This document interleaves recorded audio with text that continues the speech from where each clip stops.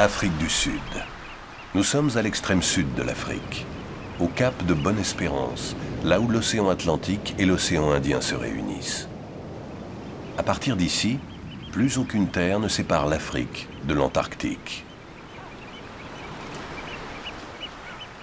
Une série de chaînes montagneuses imposantes sépare la côte des vastes plateaux. Ces immenses étendues d'herbes et de prairies assurent leur nourriture à une grande quantité d'herbivores.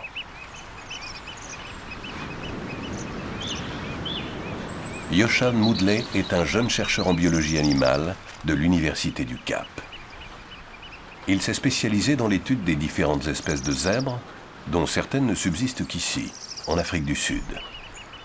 Sa tâche consiste à observer leur comportement dans leurs différents territoires, ainsi qu'à faire des prélèvements pour poursuivre ses recherches en laboratoire.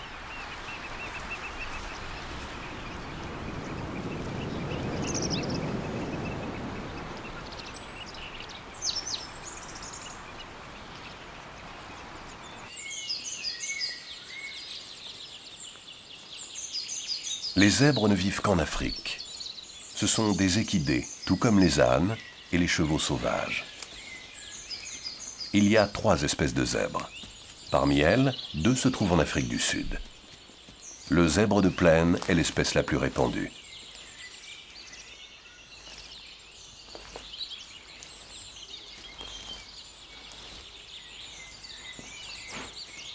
Le zèbre est le seul équidé à posséder une robe rayée. Noire rayée de blanc pour les Africains, mais blanche rayée de noir pour les Occidentaux.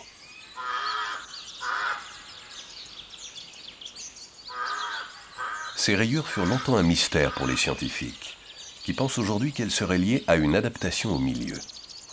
En effet, les ancêtres des zèbres seraient arrivés d'Amérique sans rayures. Décimés par la maladie du sommeil inoculée par la mouche tsetse, les survivants se seraient adaptés, en développant peu à peu une peau rayée. La mouche tsetse s'oriente avec ses yeux, et il semblerait qu'elle ne soit pas attirée par l'alternance de bandes noires et blanches.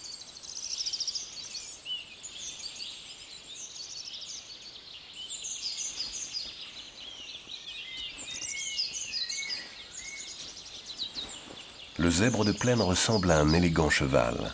Comme lui, il vit en harde d'environ 16 individus qui passent leur temps à se flairer et à se toiletter. Ces marques d'intérêt témoignent des liens particulièrement importants qui existent entre les membres d'une même famille.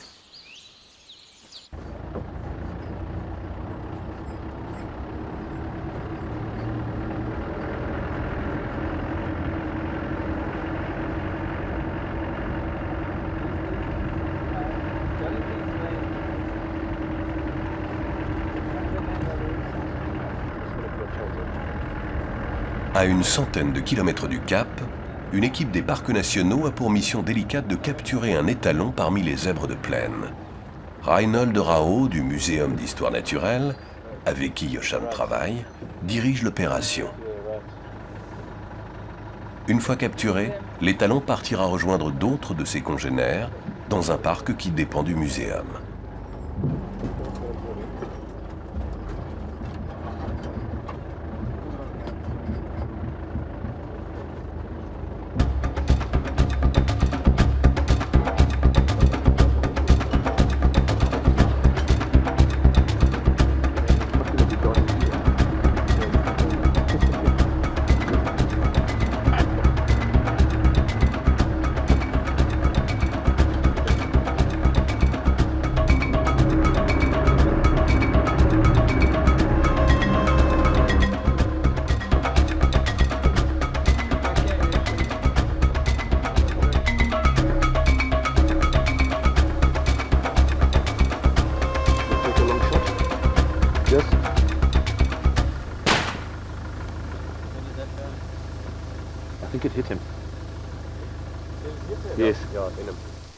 Endormir un zèbre adulte de plus de 300 kg n'est pas une mince affaire. Mais les 2 vétérinaires sont spécialistes en la matière. Ils travaillent avec Yoshan et Rao depuis plusieurs années sur ce projet très particulier.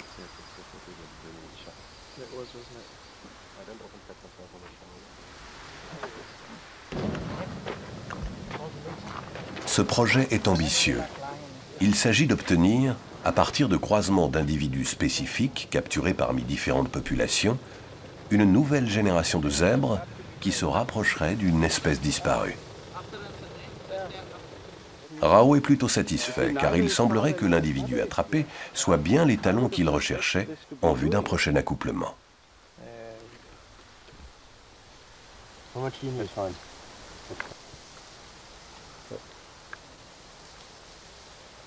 L'équipe profite du sommeil du zèbre pour effectuer quelques prélèvements.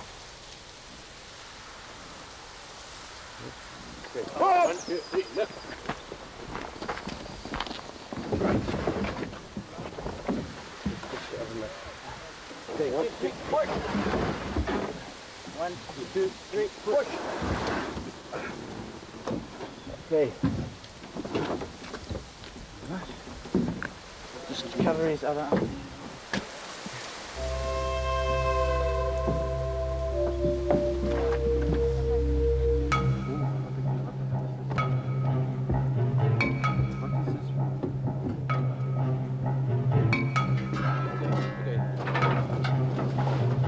Il faut faire vite. Dans les 20 minutes qui suivent l'anesthésie, un antidote doit être administré de manière à aider l'animal à se réveiller dans de bonnes conditions.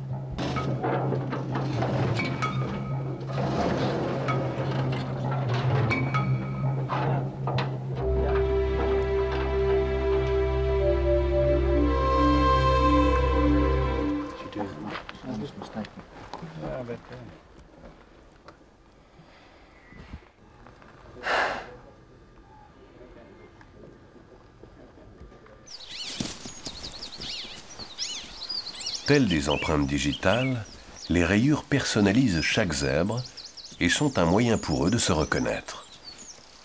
Chez le zèbre de plaine d'Afrique du Sud, ces rayures sont fines et elles s'estompent sur l'arrière-train.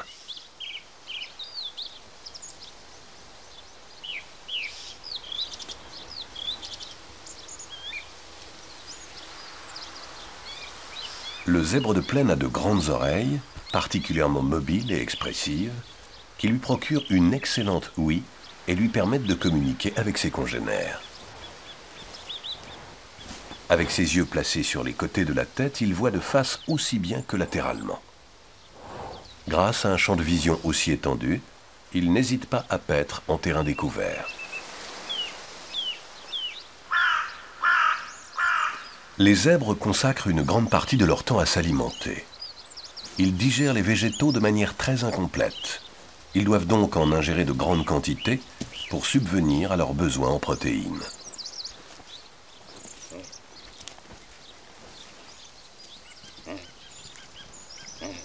Les zèbres broutent souvent près des gnous à queue blanche, comme s'il s'agissait pour eux d'un gage de sécurité. On dit en effet que leurs principaux prédateurs auraient une préférence pour les gnous, même s'il s'avère que ces ongulés courent plus vite que les zèbres.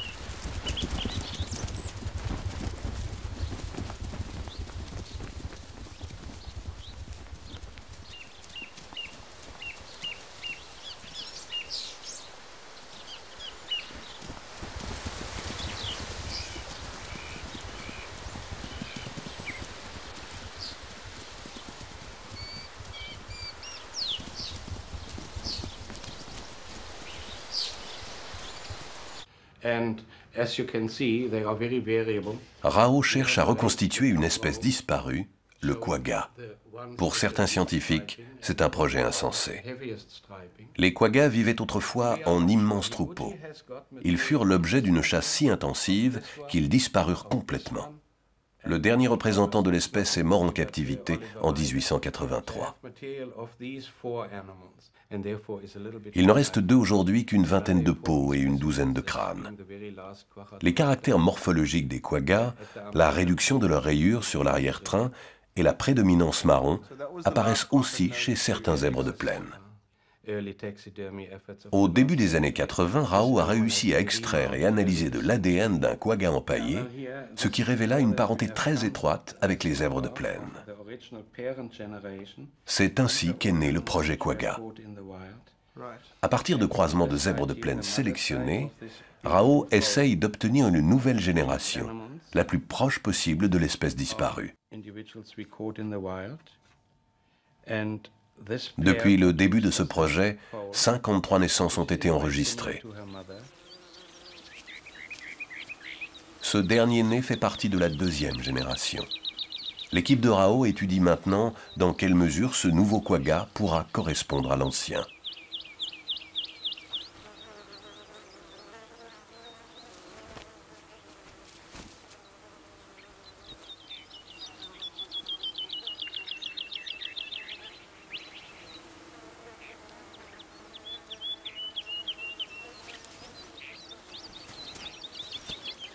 Les zèbres mènent une vie de famille beaucoup plus unie que la plupart des herbivores.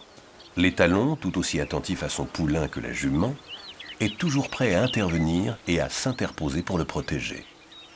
Le petit restera près de ses parents jusqu'à l'âge de 2 ans. S'il s'agit d'un jeune mâle, il partira alors rejoindre un groupe de célibataires. Pendant 2 ans, ils vont grandir ensemble et passer leur temps à évaluer leurs forces. En fonction de leur âge, une hiérarchie s'impose.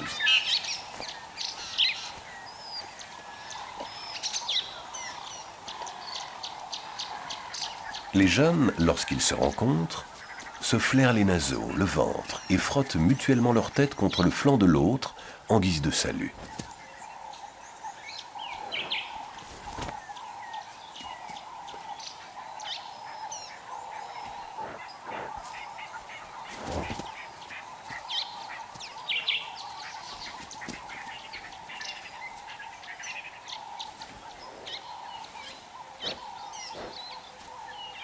Avec l'âge, les jeux deviendront combats et les morsures cruelles. Seul le vainqueur pourra séduire des femelles et fonder un harem. Lorsqu'il rencontre une femelle en chaleur, les étalons pratiquent le flemen. Ils flairent la jument, retroussent leurs babines et grimacent en réaction aux hormones qu'elle sécrète.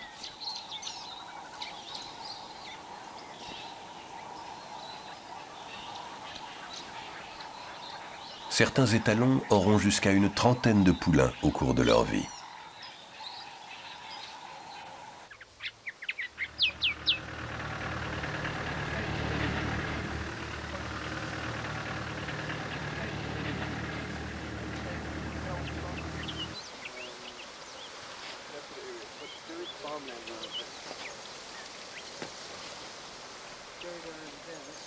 Plateau du Grand Karoo, au centre de l'Afrique du Sud. Yoshan poursuit ses observations. Ici, dans un environnement semi-aride, survivent des zèbres de montagne. Cette population, une sous-espèce dite zèbre du Cap, a bien failli connaître le même sort que le quagga. Aujourd'hui, ces zèbres sont toujours en danger et on ne les trouve plus qu'en Afrique du Sud et en Angola. La population qui a survécu ici, au Karoo, compte à peine une cinquantaine d'animaux éparpillés dans les collines. C'est pourquoi les chercheurs étudient les risques de consanguinité qui les menacent.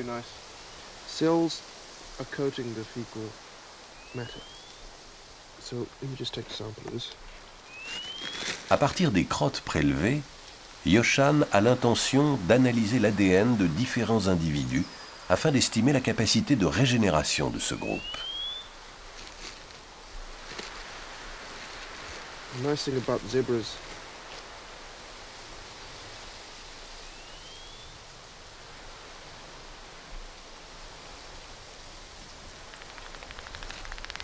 okay. Try to find some more.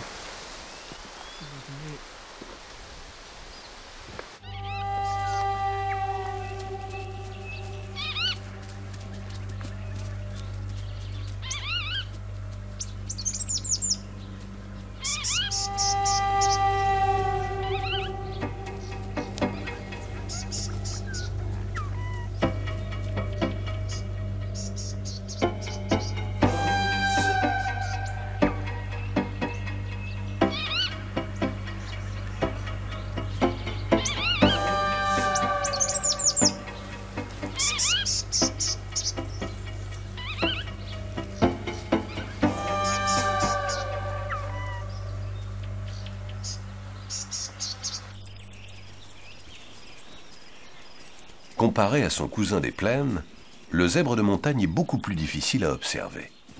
Il est remarquablement adapté à un habitat rocheux et il vit en petits groupes. Plus court sur pattes que le zèbre de plaine, il est le plus petit équidé du monde et il a l'apparence d'un âne. Ce qui le distingue en premier lieu, ce sont ses rayures parfaitement noires qui recouvrent tout l'arrière-train et descendent jusqu'aux sabots.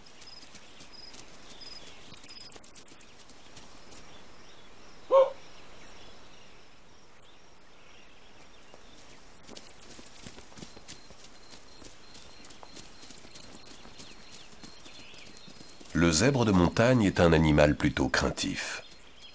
Ses seuls prédateurs aujourd'hui sont les lycaons.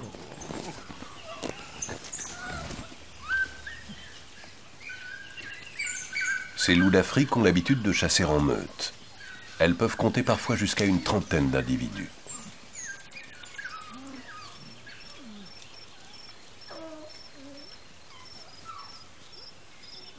Mais malgré leur nombre, ils ne s'attaqueront pas au troupeau dans son ensemble. Ils chercheront plutôt à isoler du groupe un jeune ou un animal malade.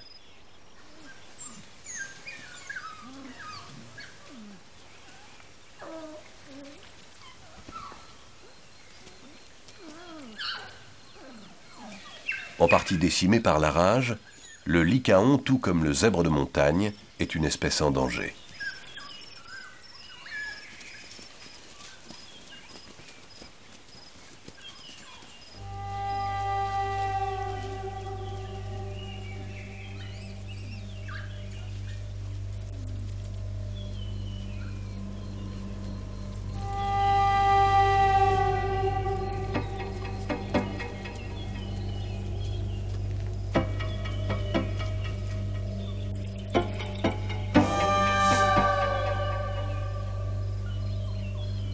Done specifically is that, see with the little icon, you should touch the screen, and because it's all icon based. Louis Liebenberg travaille pour les parcs nationaux au recensement des espèces. And this one might not be. Louis a toujours pu compter sur le savoir ancestral des Bushmen du Kalahari. Okay. Malheureusement, la plupart d'entre eux ne savent ni lire ni écrire, et leurs connaissances n'ont jamais pu être transmises correctement. And then it's a very simple. Inventeur passionné, Louis a mis au point un ordinateur de poche, le Cybertracker, pour permettre à ses rangers de recenser chaque espèce avec précision. Il suffit aux hommes du bush d'appuyer sur une icône pour enregistrer une information. Nou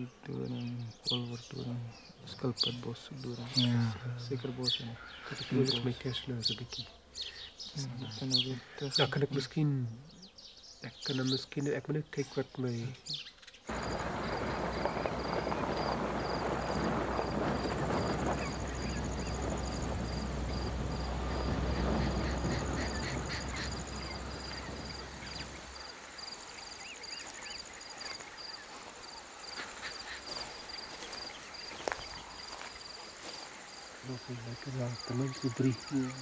Désormais, grâce au Cybertracker, toutes les observations faites sur le terrain sont collectées avec exactitude.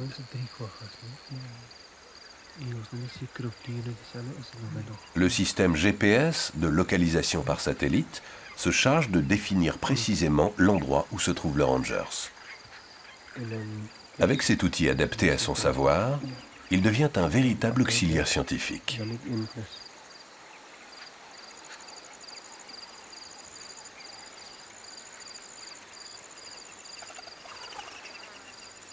On se retrouve ainsi avec des dizaines de données concernant aussi bien l'alimentation des autruches que les habitudes de reproduction des antilopes.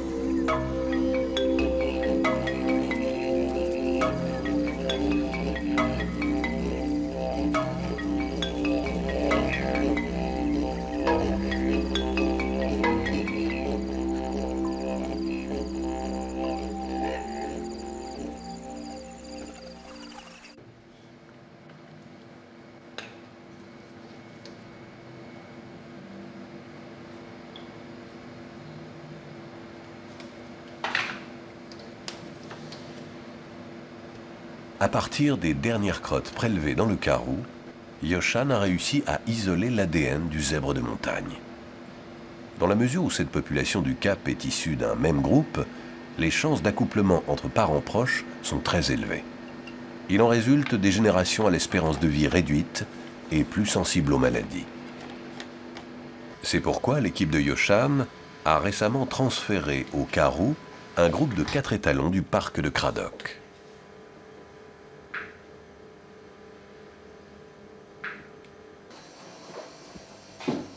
Après diverses manipulations, Yoshan obtient une lecture du code génétique.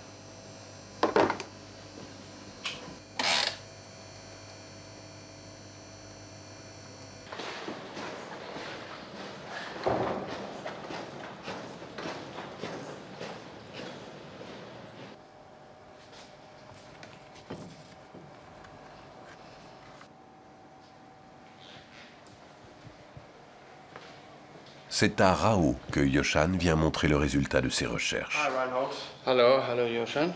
Hi, how are you? Thank you. Pour Rao, la disparition du quagga doit servir de leçon. Trop d'espèces dans le monde disparaissent. Il faut donc tout faire pour assurer la survie des zèbres de montagne. Les similitudes entre certaines séquences ADN ne peuvent pas écarter les risques de consanguinité. Mais le fait que les zèbres réussissent à se reproduire en dehors du groupe d'origine permet aux 2 scientifiques d'espérer un renouvellement progressif de l'espèce.